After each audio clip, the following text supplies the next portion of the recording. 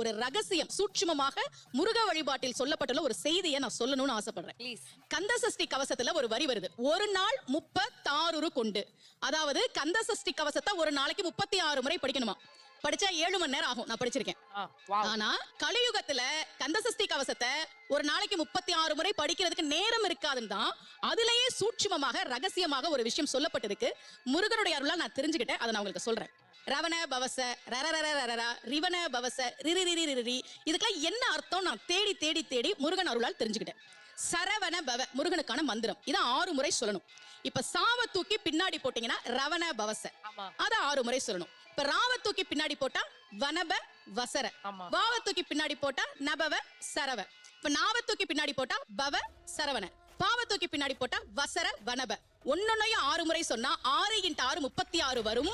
சொன்னால் 5 நிமிஷத்துல சொல்லிடலாம். கந்த சஷ்டி கவசத்தை 36